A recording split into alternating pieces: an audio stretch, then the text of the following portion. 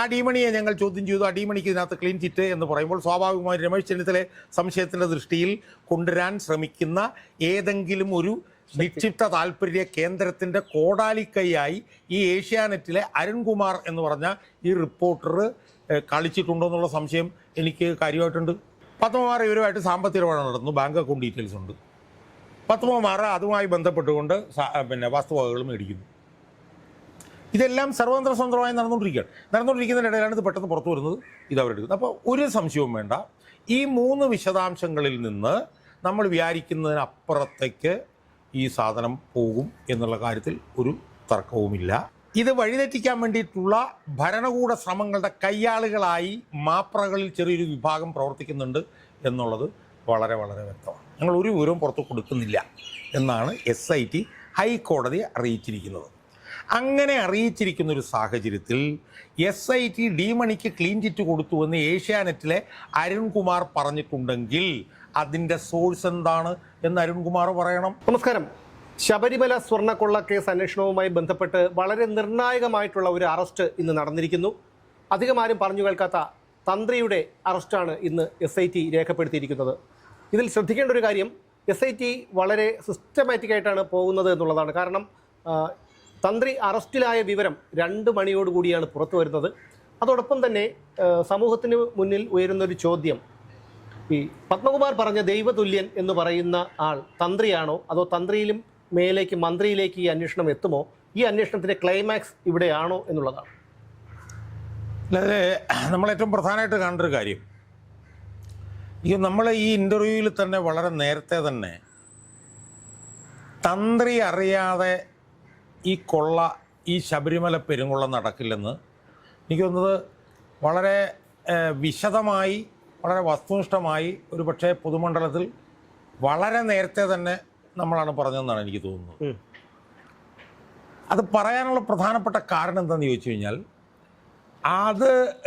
അതിന് വലിയ വിശകലനത്തിൻ്റെയും വലിയ അതിബുദ്ധിയുടെയും ഒന്നും കാര്യമില്ല. കാരണം ശബരിമലയിലെ ഏറ്റവും പ്രധാനപ്പെട്ട താന്ത്രികമായിട്ടൊക്കെ ഉള്ള ഏറ്റവും പ്രധാനപ്പെട്ട ഒരു സ്ഥാനം വഹിക്കുന്ന ഒരു സ്ഥാനമാണ് തന്ത്രി. സ്വാഭാവികമായും തന്ത്രിയുടെ അറിവില്ലാതെ ശബരിമലയുടെ ശ്രീകോവിലിനകത്ത് ഒരു ഈച്ചയ്ക്ക് പോലും അനങ്ങാൻ പറ്റില്ല എന്നുള്ളത് അത് ഒരു സാമാന്യ ബുദ്ധിയാണ്, സാമാന്യ ബുദ്ധി. അതെ അതെ. കാരണം ശബരിമലയിലെ ശ്രീകോവിലിൽ നിന്നാണല്ലോ ഈ പെരുങ്കൊള്ള നടന്നിരിക്കുന്ന മുഴുവൻ. ദ്വാരപാലക ശില്പങ്ങൾ, പീഠം, കട്ടിളപ്പാളി, വാതില്, പിന്നെ അതിൻ്റെ മറ്റേന്താ പ്രഭാമണ്ഡലം, ഇതെല്ലാം കൊണ്ടുപോയിരിക്കുന്നത്, അതെല്ലാം നടന്നിരിക്കുന്നത് അയ്യപ്പ വിഗ്രഹം ഇരിക്കുന്ന ശബരിമല ശ്രീകോവിലിൽ നിന്നാണ്. ആ ശ്രീകോവിലാണ് 1998 UB ഗ്രൂപ്പ് 30 ഇത്ര കോടി രൂപ കിലോ സ്വർണം വെച്ചിട്ട് സ്വർണം പൊതിഞ്ഞത്. സ്വാഭാവികമായും ആ പൊതിഞ്ഞ ശ്രീകോവിലിലെ ഭാഗങ്ങളിൽ നിന്ന് പലപ്പോഴായി ആ സ്വർണം പൊതിഞ്ഞ ഭാഗങ്ങൾ അവിടുന്ന് പുറത്തേക്ക് കൊണ്ടുപോകപ്പെട്ടിട്ടുണ്ടെങ്കിൽ ആ പ്രവർത്തനം ഏറ്റവും ആദ്യം അറിയേണ്ടയാൾ തന്ത്രിയാണ് എന്നത് മനസ്സിലാക്കാൻ, അയാളെ ചോദ്യം ചെയ്യാൻ SIT തന്നെ 2-2.5 മാസം എടുത്തു എന്നുള്ളത് അത്ഭുതകരമായിട്ടാണ് എനിക്ക് തോന്നുന്നത്. നമ്മൾ അന്ന് ചർച്ച ചെയ്തത് അത് തന്നെയാണ്. അതെ. കാരണം നമ്മളിതിൻ്റെ നാൾ വഴി നമ്മളൊന്ന് പരിശോധിച്ച് നോക്കിയേ. അടിസ്ഥാനപരമായിട്ടുള്ള വിഷയം എന്താണ്? ഈ സംഭവങ്ങളെല്ലാം, ഈ പൊതിഞ്ഞ പാളികളെല്ലാം തന്നെ സന്നിധാനത്ത് നിന്ന് പുറത്തേക്ക് കൊണ്ടുപോയി എന്നുള്ളതാണല്ലോ അടിസ്ഥാനപരമായിട്ടുള്ള പ്രശ്നം. അപ്പം സ്വാഭാവികമായും അത് പുറത്തേക്ക് കൊണ്ടുപോകാൻ ഉള്ള പ്രവർത്തനങ്ങൾ തന്ത്രി ആണ് ഏറ്റവും ആദ്യം അറിയേണ്ടത്. ഏറ്റവും ആദ്യം അറിയുന്നത് തന്ത്രിയായിരിക്കും. 1. 2, തന്ത്രി അറിയാതെ ഇത് നടക്കാനേ കഴിയില്ല. കാരണം സ്വർണ്ണപ്പാളി, ഇതുപറ്റേ പിന്നെ ദ്വാരപാലക ശില്പങ്ങൾ, പിന്നെ അത് പുറത്തേക്ക് എടുത്തിട്ട് കൊണ്ടുപോകുന്നു, അല്ലെങ്കിൽ പീഠം പുറത്തേക്ക് എടുത്തിട്ട് കൊണ്ടുപോകുന്നു, കട്ടളപ്പാളി കൊണ്ടുപോകുന്നു, വാതിൽ കൊണ്ടുപോകുന്നു. ഇതൊക്കെ തന്ത്രിയുടെ സാന്നിധ്യത്തിലല്ലാതെ ഇതെങ്ങനെയാണ് അറിയുന്നത്? കാരണം ഇത് തന്ത്രിയാണ് മുഴുവൻ സമയത്തും ഈ പൂജയൊക്കെ ആയിട്ട് ബന്ധപ്പെട്ട് തന്ത്രി എവിടെയുള്ളത്. അതെ അതെ. പിന്നെ എൻ്റെ ഓർമ്മ ശരിയാണെങ്കിൽ ഈ വാതിൽ കൊണ്ടുപോകാനായിട്ട് ഉണ്ണികൃഷ്ണൻ പോറ്റി അവിടെ ഒരുത്തനെ അവിടെ കൊണ്ടുവന്ന് ഈ വാതിൽ എടുത്ത് പിന്നെ അയാൾക്ക് അളവെടുക്കാനുള്ള എല്ലാ സംവിധാനങ്ങളും ചെയ്തു കൊടുത്തത് ഈ തന്ത്രി അവിടെ ഉള്ള മണ്ഡലകാലത്താണ് എന്ന് ഹൈക്കോടതിയുടെ വിധിയിൽ തന്നെ മലയാളത്തിൽ എഴുതി വെച്ചിട്ടുണ്ട്. അപ്പൊ സ്വാഭാവികമായും തന്ത്രി അറിയാതെ അവിടുന്ന് ഒരു തരി സാധനം പോലും പുറത്തേക്ക് പോകാൻ കഴിയില്ല. എന്നിരിക്കെ എന്തുകൊണ്ടാണ് തന്ത്രിയെ ചോദ്യം ചെയ്യാൻ ഇത്രയും താമസിച്ചത് എന്നുള്ളത് വളരെ ദുരൂഹമായിട്ടാണ് എനിക്ക് തോന്നുന്നത്. അല്ല, ഒരു പക്ഷേ 181 പേരുടെയോ മറ്റോ മൊഴി എടുത്തിട്ടുണ്ടെന്നാണ് വിധിന്യായത്തിൽ പറഞ്ഞിരിക്കുന്നത്.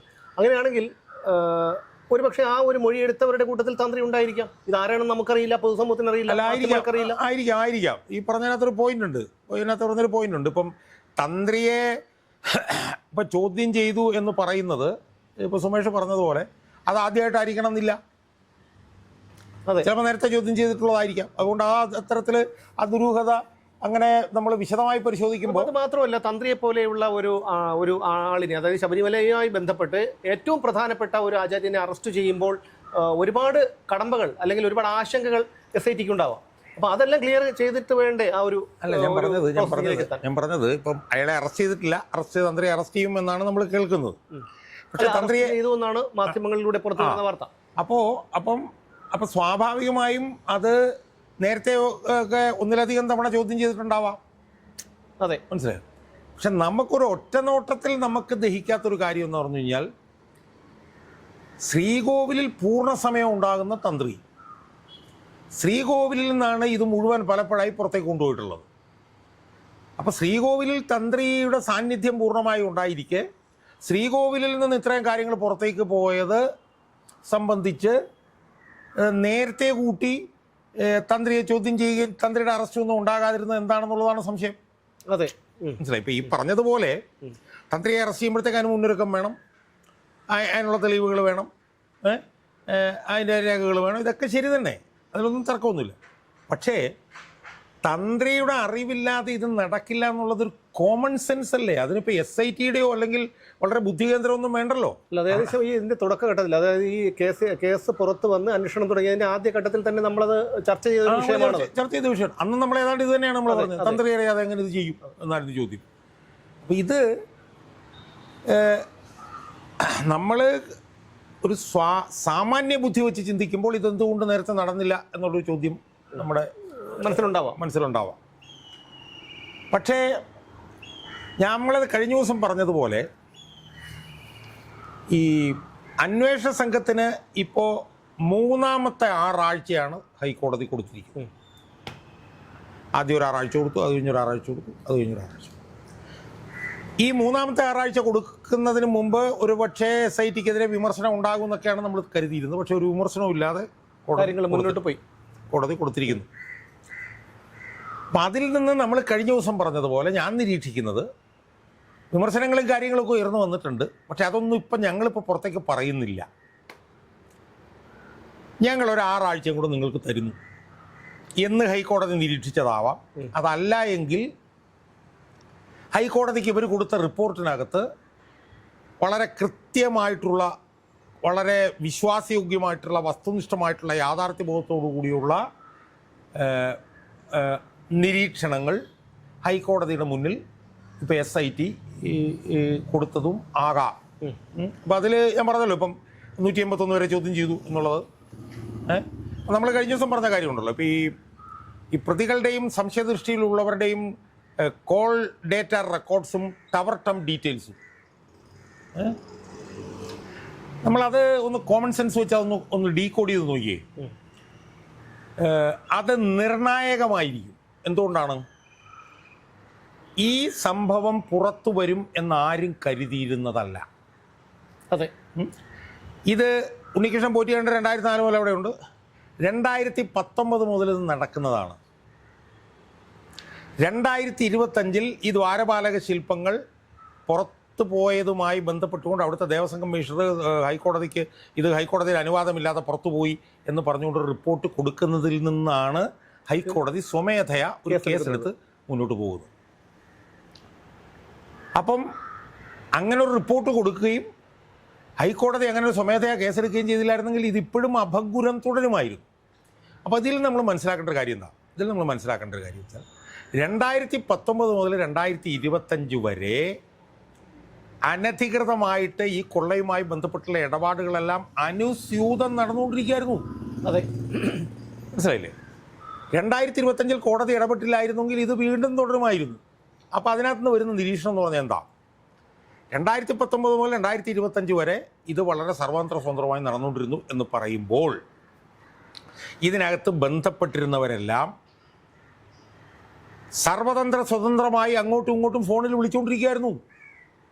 കാരണം ഇത് പുറത്തറിയുന്ന ആശങ്കയില്ല. അപ്പോൾ സ്വാഭാവികമായി ഉണ്ണികൃഷ്ണൻ പോറ്റിയും ഈ പറഞ്ഞതുപോലെ പത്മകുമാറും ഈ പറഞ്ഞ പോലെ ദേവസ്വം ബോർഡ് അംഗങ്ങളും ഈ പറഞ്ഞ പോലെ ADGP ശ്രീജിത്തും കടകംപള്ളി സുരേന്ദ്രനും ACPS പ്രശാന്തും ഇവരെല്ലാവരും നിരന്തരമായി ഈ ഫോണിൽ കൂടെ വിളിച്ചിട്ടുണ്ടാവണം. അതെ, ആ വിളിച്ചതിൻ്റെ മുഴുവൻ ഡീറ്റെയിൽസ് ആണ് ഇപ്പോൾ SITയുടെ കയ്യിലുള്ളത്. പക്ഷെ അതൊരു വളരെ ഒരു വലിയൊരു നിധിയാണത്. മനസ്സിലായി? ഇവർ തമ്മിൽ കാരണം എന്താണെന്ന് വെച്ചാൽ ഇപ്പോൾ ഞാനും നിങ്ങളും ചേർന്നൊരു കൊള്ള നടത്തുന്നു. ആ കൊള്ള ഇങ്ങനെ ഒരു 6-7 വർഷക്കാലമായി തുടർന്നുകൊണ്ടിരിക്കുന്നു. ആ കൊള്ള പുറത്ത് വരാൻ ഒരു സാധ്യതയും നമ്മൾ കാണുന്നില്ല. സ്വാഭാവികമായും ഞാനും നിങ്ങളും തമ്മിൽ സ്വതന്ത്രമായിട്ട് സംസാരിച്ചുകൊണ്ടിരിക്കും. ഈ സംസാരിച്ചുകൊണ്ടിരിക്കുന്നത് ഒരു ദിവസം ഇത് പൊടുന്നനെ പ്രശ്നമാകുമ്പോഴത്തേക്കും ആ തെളിവുകൾ മുഴുവൻ അതിനകത്ത് കിടക്കും. അതുപോലെ തന്നെയാണ് അവരുടെ ബാങ്ക് അക്കൗണ്ടുകൾ. അതെ, ഇപ്പം പത്മകുമാറിൻ്റെ വീട്ടിൽ നിന്ന് ഒരുപാട് ബാങ്ക് അക്കൗണ്ട് ഡീറ്റെയിൽസ് എടുത്തുകൊണ്ട് പോയിട്ടുണ്ട് SIT. അപ്പോൾ ഇതെല്ലാം അങ്ങോട്ടും ഇങ്ങോട്ടും പിന്നെ ഈ ബാങ്ക് അക്കൗണ്ടിലേക്കെല്ലാം പൈസ പണം വന്നത് എങ്ങോട്ടാണ് പോയത് എന്നുള്ള കാര്യങ്ങളൊക്കെ തീർച്ചയായിട്ടും അപ്പോൾ അത് കൃത്യമായി വന്നുകൊണ്ടിരിക്കുന്നുണ്ടാവണം. മൂന്നാമത്തെ പ്രധാനപ്പെട്ട പ്രശ്നം എന്താ? അതായത് ഇവരുടെ ആസ്തികളിൽ വന്നിട്ടുള്ള അസ്വാഭാവികമായിട്ടുള്ള വളർച്ചയും പരിശോധിക്കുന്നു. നമ്മൾ പത്മകുമാർ എടുക്കുക. പത്മകുമാർ നിരന്തരമായിട്ട് ഇവരുമായിട്ട് അങ്ങോട്ടും ഇങ്ങോട്ടും വിളിച്ചുകൊണ്ടിരിക്കുന്നു. പത്മകുമാർ ഇവരുമായിട്ട് സാമ്പത്തിക ഇടപാട് നടത്തുന്നു. ബാങ്ക് അക്കൗണ്ട് ഡീറ്റെയിൽസ് ഉണ്ട്. പത്മകുമാർ അതുമായി ബന്ധപ്പെട്ടുകൊണ്ട് പിന്നെ വസ്തുവകകൾ മേടിക്കുന്നു. ഇതെല്ലാം സർവതന്ത്ര സ്വതന്ത്രമായി നടന്നുകൊണ്ടിരിക്കുന്നതിനിടയിലാണ് ഇത് പെട്ടെന്ന് പുറത്തു വരുന്നത്.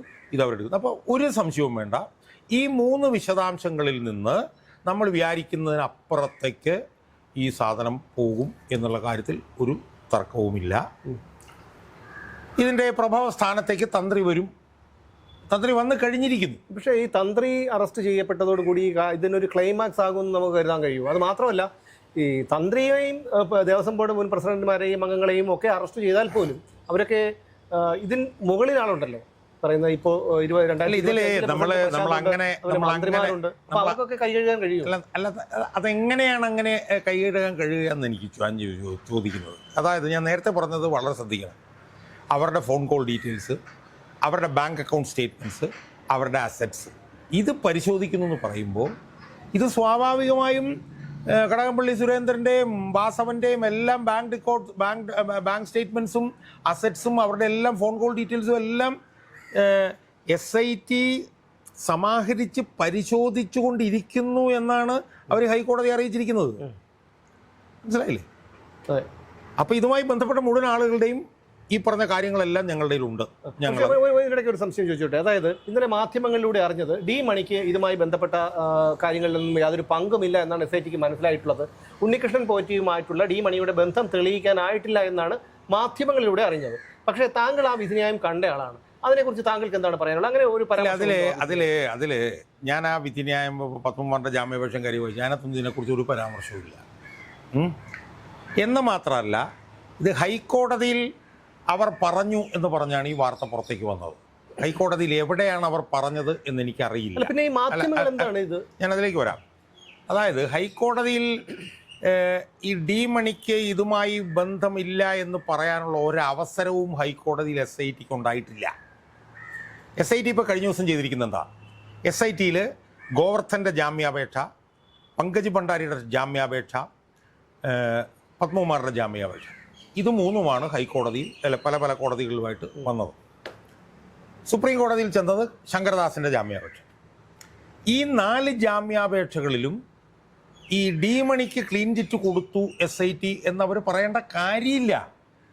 ഡി മണിക്ക് ക്ലീൻ ചിറ്റ് കൊടുത്തു എന്ന് അവർ പറയണമെങ്കിൽ ഡി മണിയുടെ എന്തെങ്കിലും ഒരു ആവശ്യം കോടതികളിൽ എവിടെയെങ്കിലും വന്നാലേ അത് പറയേണ്ട കാര്യമുള്ളൂ. അപ്പോൾ സ്വാഭാവികമായും ഇത് ഹൈക്കോടതിയിൽ അവർ പറഞ്ഞു എന്ന് പറഞ്ഞു വരുമ്പോൾ ഹൈക്കോടതിയിൽ ഇത് പറയാനുള്ള ഒരു അവസരവും ഉണ്ടായിട്ടില്ല. കാരണം ഞാനതിലേക്ക് വരും. ഇപ്പോൾ ഹൈക്കോടതിയിൽ കിടക്കുന്നത് ഗോവർദ്ധൻ്റെ ജാമ്യാപേക്ഷയാണ്.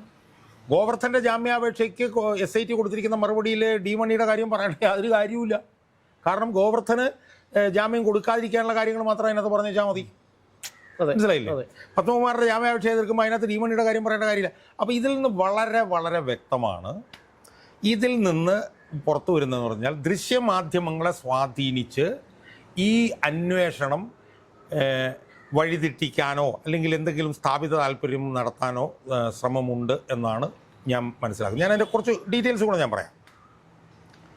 നമ്മൾ ഈ ഡി മണിക്ക് ക്ലീൻ ചിറ്റ് കൊടുത്തു എന്നുള്ള വാർത്ത കണ്ടത് ഏഷ്യാനെറ്റിൻ്റെ മാത്രമാണ് ഞാൻ കണ്ടത്. വേറെ ഒരു ചാനലിലും ഞാൻ ആ വാർത്ത കണ്ടില്ല. ഏഷ്യാനെറ്റിൽ അരുൺ കുമാർ എന്ന് പറഞ്ഞൊരു റിപ്പോർട്ടറാണ് ആ വാർത്ത ചെയ്തതായിട്ട് ഞാൻ കണ്ടത്. ഈ അരുൺ കുമാർ എന്ന് പറഞ്ഞ റിപ്പോർട്ടർ ഈ ശ്രീജിത്തൊക്കെ ആയിട്ട് വളരെ അടുത്ത ബന്ധമുള്ള ഒരു റിപ്പോർട്ടറാണ് എന്നാണ് ഞാൻ മനസ്സിലാക്കിയിട്ടുള്ളത്. SIT സംബന്ധിച്ചിടത്തോളം അവർ ഹൈക്കോടതിയിൽ കൊടുത്തിരിക്കുന്ന വിവരം എന്ന് പറഞ്ഞു കഴിഞ്ഞാൽ ഞങ്ങൾ ഒരു വിവരവും പുറത്ത് ഞങ്ങൾ കൊടുക്കുന്നതല്ല, ഞങ്ങൾ ഒരു വിവരവും പുറത്ത് കൊടുക്കുന്നില്ല എന്നാണ് SIT ഹൈക്കോടതിയെ അറിയിച്ചിരിക്കുന്നത്. അങ്ങനെ അറിയിച്ചിരിക്കുന്നൊരു സാഹചര്യത്തിൽ SIT ഡി മണിക്ക് ക്ലീൻ ചിറ്റ് കൊടുത്തുവെന്ന് ഏഷ്യാനെറ്റിലെ അരുൺകുമാർ പറഞ്ഞിട്ടുണ്ടെങ്കിൽ അതിൻ്റെ സോഴ്സ് എന്താണ് എന്ന് അരുൺകുമാർ പറയണം. ഈ വാർത്തയ്ക്ക് ഉത്ഭവസ്ഥാനം ഒന്ന്. രണ്ട്, SIT ഇനിയിപ്പം ഡി മണിക്ക് ക്ലീൻ ചിറ്റ് കൊടുത്തെങ്കിൽ പോലും അത് അവർ പുറത്തു പറയേണ്ട കാര്യമില്ല. അതെ, അവർ തന്നെയാണ് അത് പുറത്തു പറയുന്നത്. എന്ന് മാത്രമല്ല ഹൈക്കോടതി അവരോട് വളരെ കോൺഫിഡൻഷ്യലായിട്ട് അന്വേഷിക്കണം എന്നാണ് പറഞ്ഞിട്ടുള്ളത്.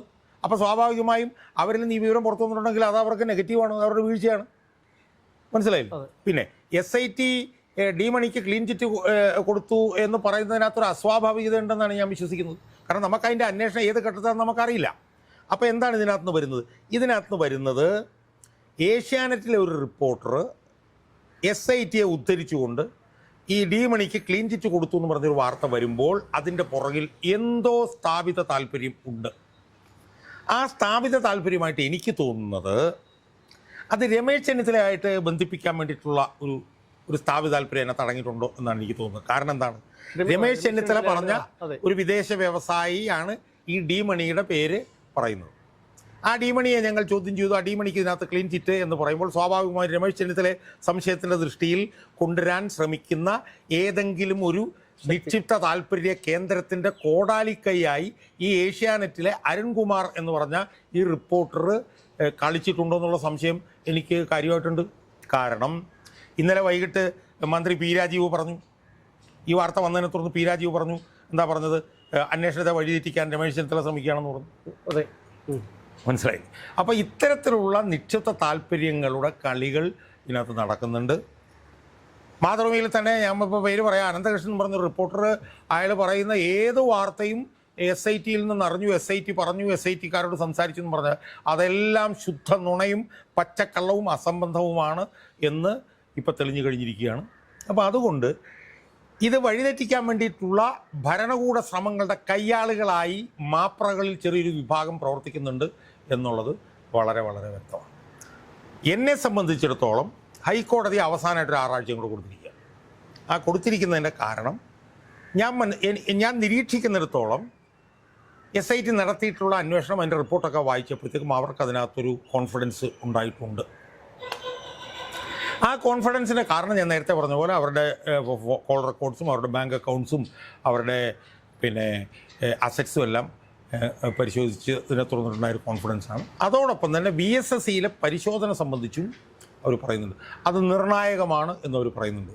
അതൊരു 4-5 ദിവസങ്ങൾക്കുള്ളിൽ വരാൻ സാധ്യതയുണ്ട്. അപ്പോൾ ആ റിപ്പോർട്ടും കൂടെ വന്നു കഴിയുമ്പോൾ ഇതിൽ സിഗ്നിഫിക്കൻ്റ് ആയിട്ടുള്ള ഒരു സ്റ്റെപ്പിലേക്ക് പോകാൻ സാധ്യതയുണ്ട്. എന്തായാലും തന്ത്രിയെ ചോദ്യം ചെയ്തു, തന്ത്രിയെ അറസ്റ്റ് ചെയ്തു എന്നുള്ളത് ഇതൊരു ക്ലൈമാക്സ് ആകാനുള്ള യാതൊരു സാധ്യതയില്ല.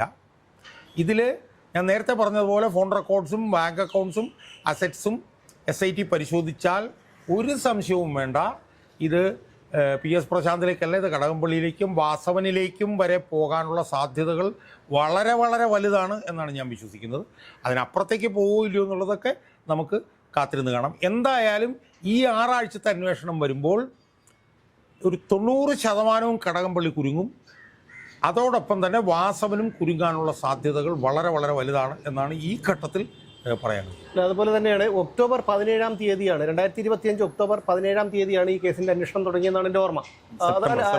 സെപ്റ്റംബർ ഒക്ടോബറിൽ 17-ാം തീയതി ഉണ്ണികൃഷ്ണൻ പോറ്റി അറസ്റ്റ് ചെയ്തു അല്ലേ, അങ്ങനെയാണെന്നാണ്. അപ്പോൾ അങ്ങനെ വരുമ്പോൾ ഈ 17-ാം തീയതി, ഇന്നിപ്പോൾ 9-ാം തീയതിയായി, 17-ാം തീയതി ആകുമ്പോൾ 3 മാസം തികയും, 90 ദിവസം. അപ്പോൾ 90 ദിവസത്തിനുള്ളിൽ കുറ്റപത്രം കൊടുത്തില്ലെങ്കിൽ, സമർപ്പിച്ചില്ലെങ്കിൽ സ്വാഭാവിക ജാമ്യത്തിന് ഉണ്ണികൃഷ്ണൻ പോറ്റിക്ക് അർഹതയുണ്ട്. അപ്പോൾ ഇനിയിപ്പോൾ എന്തായാലും അതൊന്നും നമുക്ക് പ്രതീക്ഷിക്കേണ്ടതില്ലല്ലോ. അല്ലല്ല, അതൊക്കെ നടക്കും എന്നുള്ള നമ്മൾ ഇതിനകത്ത് കാണേണ്ട ഒരു കാര്യം എന്തെന്ന് ഒരു പ്രധാനപ്പെട്ട കാര്യം എന്താണെന്ന് ചോദിച്ചു കഴിഞ്ഞാൽ, നമ്മളത് കഴിഞ്ഞ വീഡിയോയിലും പറഞ്ഞതാണ്. ഇതിനകത്തെ എല്ലാ പ്രതികളും കീഴ്ക്കോടതി മുതൽ സുപ്രീം കോടതി വരെ ജാമ്യത്തിന് പോയിട്ടുണ്ട്. ആ ജാമ്യാപേക്ഷകളിൽ ഒന്നും ഒരു പ്രതികൾക്കും ജാമ്യം കിട്ടിയിട്ടില്ല. നമ്മൾ ചെറിയൊരു കാര്യമായിട്ട് തന്നെ കാണരുത്. കാരണം പ്രതികളെല്ലാം വലിയ ലക്ഷങ്ങൾ മേടിക്കുന്ന വക്കീലന്മാരെ ഉപയോഗിച്ചുകൊണ്ടാണ് അവർ ഹർജി സമർപ്പിക്കുന്നത്. മനസ്സിലായി? ആ ഹർജിയെ മുഴുവൻ പ്രതിരോധിക്കുന്നത് SIT മാത്രമാണ്. SITയുടെ കയ്യിലുള്ള വിവരങ്ങൾ വെച്ചിട്ടാണ് അവർ പ്രതിരോധിക്കുന്നത്. എന്നാൽ നമ്മളിപ്പോൾ നോക്കിയേ, ഈ 3 മാസമായിട്ടും ഉണ്ണികൃഷ്ണൻ പോറ്റി മുതൽ ഒരു പ്രതിക്കും ഇതുവരെ ജാമ്യം കിട്ടിയിട്ടില്ല. അപ്പോൾ അവിടെ അന്വേഷണ സംഘം ചെയ്യുന്ന വളരെ നിസ്തുലമായിട്ടുള്ളൊരു പ്രവർത്തനത്തെ നമ്മൾ അംഗീകരിച്ചേ മതിയാവുള്ളൂ. 90 ദിവസം കഴിഞ്ഞും കുറ്റപത്രം കൊടുത്തില്ലെങ്കിൽ ഉണ്ണികൃഷ്ണൻ പോറ്റി എന്നല്ല എല്ലാവർക്കും ജാമ്യം കിട്ടും. അപ്പോൾ ഇത്രയും നിസ്തുലമായ പ്രവർത്തനം നടത്തിയ SIT ജനുവരി 17-നിടയിൽ കുറ്റപത്രം കൊടുക്കില്ലെന്നും അവരെല്ലാവർക്കും ജാമ്യം കിട്ടാൻ വേണ്ടിയിട്ട് അവർ പ്രവർത്തിക്കുമെന്ന് പറയുന്നതിനോട് നമുക്ക് പ്രവർത്തിക്കുമെന്ന് പറയില്ല. പക്ഷേ അത് ഈ കേസ് അന്വേഷണത്തെ സ്വാഭാവിക ജാമ്യം എന്തായാലും 90 ദിവസത്തിനുള്ളിൽ കിട്ടില്ല. അതൊരിക്കലും അങ്ങനെ സംഭവിക്കില്ല. കാരണം എന്താണെന്ന് ചോദിച്ചാൽ 90 ദിവസത്തിനുള്ളിൽ കുറ്റപത്രം കൊടുക്കാതിരിക്കുകയും ഇവർ മുഴുവൻ ജാമ്യത്തിൽ ഇറങ്ങുകയും ചെയ്തു കഴിഞ്ഞാൽ SIT ഇതുവരെ ചെയ്ത പ്രവർത്തനങ്ങൾ മുഴുവൻ വൃഥാവിലായി. അതുകൊണ്ട് ഇത് ജനുവരി 17-നുള്ളിൽ കുറ്റപത്രം കൊടുക്കുമെന്നുള്ള കാര്യത്തിൽ ആരും സംശയവും വേണ്ട. അത് കാരണം വെച്ചാൽ അവർ ഇതുവരെ ചെയ്ത പ്രവർത്തനം നോക്കിയാൽ മതി.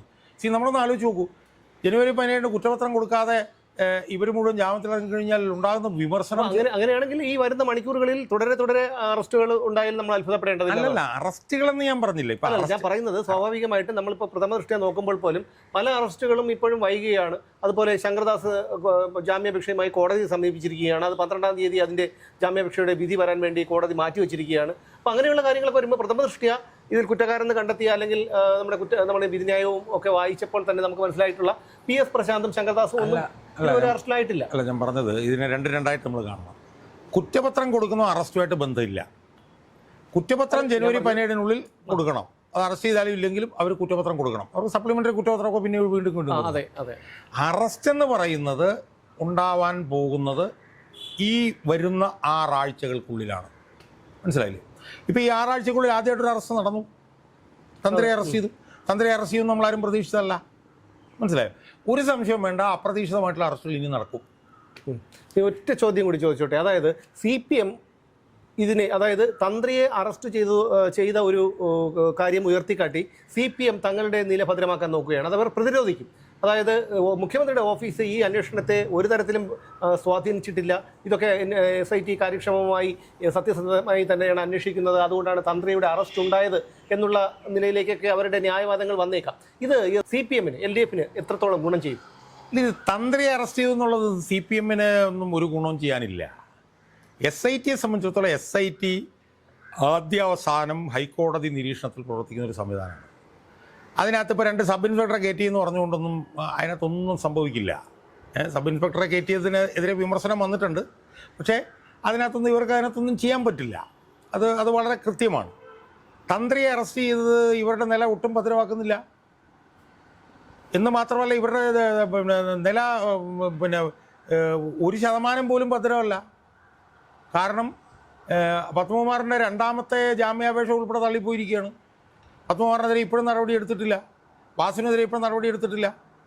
അന്തിമമായിട്ടുള്ള റിപ്പോർട്ട് ഫെബ്രുവരി 15-നാണ് വരാൻ പോകുന്നത്. ആ റിപ്പോർട്ട് വരുമ്പോഴത്തേക്ക് ഇവരുടെ സ്ഥിതി കൂടുതൽ ദയനീയമാകുകയുള്ളൂ. തന്ത്രിയെ അറസ്റ്റ് ചെയ്തതിനകത്ത് CPM-നൊന്നുമില്ല. തന്ത്രിയെ അറസ്റ്റ് ചെയ്തത് ഹൈക്കോടതിയുടെ കീഴിൽ പ്രവർത്തിക്കുന്ന ഒരു പ്രത്യേക ദുർബലമായിട്ടുള്ള ഒരു പ്രതിരോധമെങ്കിലും തീർക്കാൻ കഴിയുമെന്നുള്ളതാണ്. അല്ല, അവർക്കൊന്നും ചെയ്യാൻ പറ്റില്ല, അവർക്കൊരു പ്രതിരോധം തീർക്കാൻ പറ്റില്ല. കാരണം എന്ന് വെച്ച് കഴിഞ്ഞാൽ ഇത് പിന്നെ ഹൈക്കോടതിയുടെ നിയന്ത്രണത്തിൽ പ്രവർത്തിക്കുന്ന ഒരു സംവിധാനമാണ്. അവരെ അറസ്റ്റ് ചെയ്തു, അവരെ അറസ്റ്റ് ചെയ്തതിന് ഇവർക്ക് എന്താ പറയാൻ പറ്റുക? അതുകൊണ്ട് അവർക്കൊന്നും ചെയ്യാൻ പറ്റില്ല. അവരുടെ പിന്നെ നില കംപ്ലീറ്റ് വിട്ടിരിക്കുകയാണ്. അവർ പത്മകുമാറിനെതിരെ നടപടിയെടുക്കാത്തിടത്തോളം ഓരോ ദിവസവും അവരുടെ സ്ഥിതി പരമദയനീയമായി കൊണ്ടിരിക്കുകയാണ്. അത് ഇവിടെ അന്തിമ റിപ്പോർട്ടും കൂടെ സബ്മിറ്റ് ചെയ്ത് കഴിയുമ്പോഴത്തേക്കും അവരുടെ കംപ്ലീറ്റ് കയ്യിൽ നിന്ന് വിട്ടുപോകുന്ന നിലയിലേക്ക് ഇത് പോകുമെന്നുള്ളതല്ലാതെ ഇതിനകത്ത് അവർക്ക് ഗുണമായിട്ടുള്ള ഒന്നും സംഭവിച്ചിട്ടില്ല, സംഭവിക്കാനും പോകുന്നില്ല. അപ്പോൾ എന്തായാലും ഈ തന്ത്രിയുടെ അറസ്റ്റ് വളരെ നിർണായകമാണ്. പക്ഷേ അതോടൊപ്പം തന്നെ കോടിക്കണക്കിന് ആളുകളുടെ ഒരു ആരാധനാ കേന്ദ്രമായ ശബരിമലയിൽ അവിടുത്തെ തന്ത്രി തന്നെ ഇത്തരം കള്ളത്തരങ്ങൾക്ക് കൂട്ടുനിന്നു എന്ന് പറയുമ്പോൾ അത് കേരളത്തെ, മലയാളികളെ ഒന്നടങ്കം നാണം കെടുത്തുന്ന ഒന്ന് തന്നെയാണ്.